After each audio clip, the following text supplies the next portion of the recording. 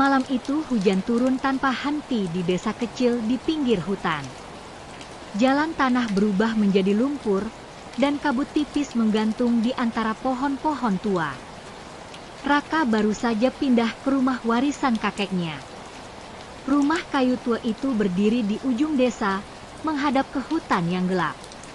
Orang-orang desa sebenarnya sudah memperingatkannya. Kalau malam, jangan pernah buka pintu belakang, kata seorang tetua desa. Raka hanya tertawa kecil.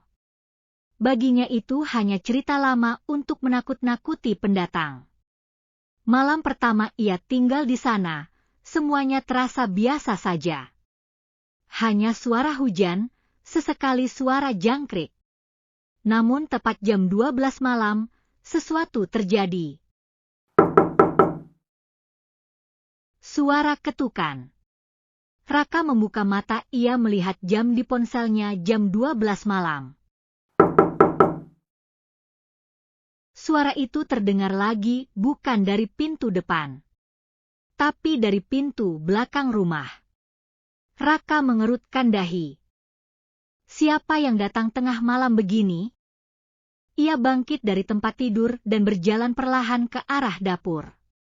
Lampu dapur redup, hanya satu bohlam kuning yang menyala.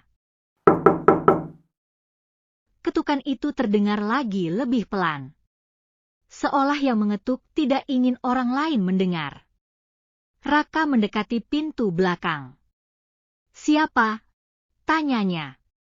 Tidak ada jawaban, hanya suara hujan. Raka memutar gagang pintu, namun tiba-tiba ia teringat ucapan tetua desa.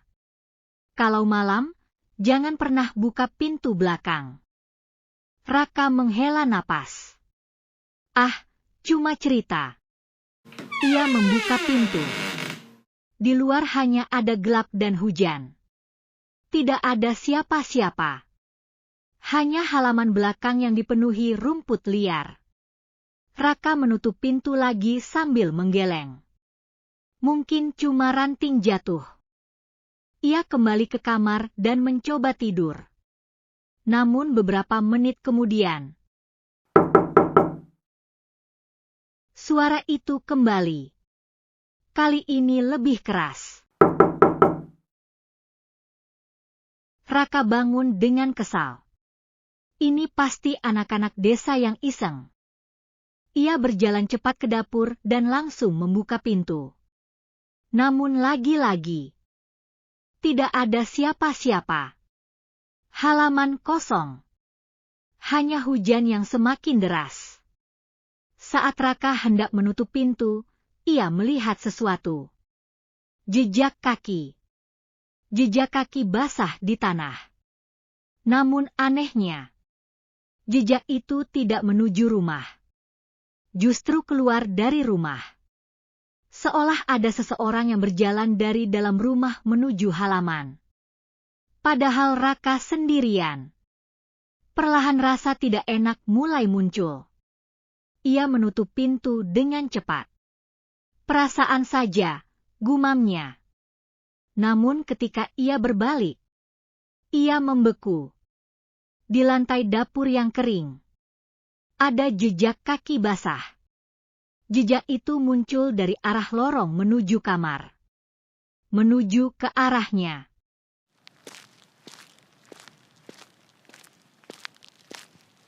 Seolah seseorang berjalan dari lorong menuju pintu yang tadi ia buka.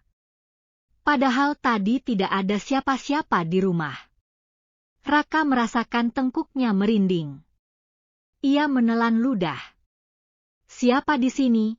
Katanya pelan. Tidak ada jawaban. Tiba-tiba, suara ketukan kembali terdengar. Namun kali ini, bukan dari pintu belakang.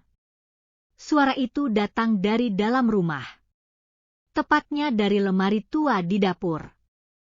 Raka menoleh perlahan ke arah lemari kayu itu. Lemari itu peninggalan kakeknya. Sudah sangat tua. Dan suara ketukan datang dari dalam lemari. Seolah ada seseorang terkurung di sana. Raka mundur 1 langkah. Ketukan itu berubah menjadi lebih cepat. Lalu terdengar suara pelan. Suara perempuan. Raka membeku. Suara itu lemah, seperti berbisik. "Buka pintunya." Napas Raka menjadi berat. Ia mendekati lemari itu perlahan. Tangannya gemetar saat memegang gagang pintu lemari. "Siapa di dalam?" tanyanya. Suara itu menjawab dengan nada yang hampir tidak terdengar. "Aku di sini." Raka menarik napas panjang. Lalu membuka pintu lemari itu. Kosong. Tidak ada siapa-siapa. Hanya rak-rak kayu tua dan bau lembab. Raka menghela napas lega. Namun saat ia hendak menutup lemari, ia melihat sesuatu. Di bagian dalam pintu lemari, ada tulisan tua yang tergores di kayu. Tulisan itu seperti dibuat dengan kuku. Tulisan itu berbunyi, "Jangan pernah buka pintu belakang." Jantung Raka berdetak kencang. Tiba-tiba, suara ketukan terdengar lagi. Namun kali ini, dari belakangnya, tepat dari pintu belakang yang tertutup. Raka perlahan menoleh. Ketukan itu semakin keras. Lalu terdengar suara perempuan yang sama. Namun kali ini jelas. Dan tepat di luar pintu.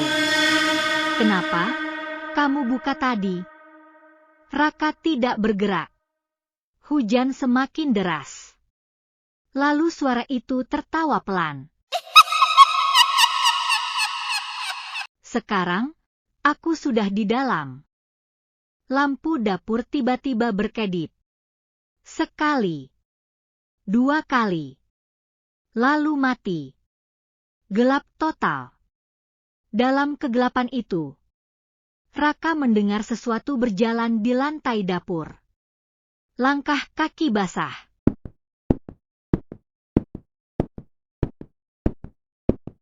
Tepat di belakangnya. Napas dingin menyentuh telinganya. Dan sebuah suara berbisik sangat pelan.